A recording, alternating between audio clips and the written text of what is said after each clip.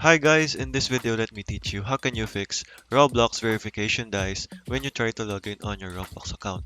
So for this tutorial, what this is basically when you try to log in, it will greet you with a like this, a verification puzzle or dice, wherein you are asked to uh, complete this verification, and it is glitching because it is looping and you can't get through this issue.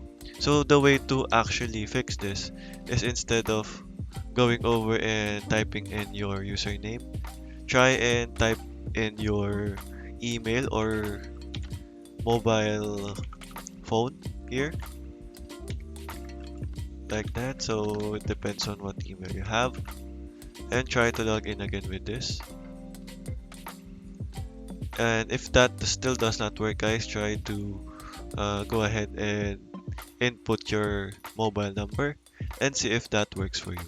If that still does not work, guys, I suggest to go over on your settings on your browser and go over and type in clear browsing data.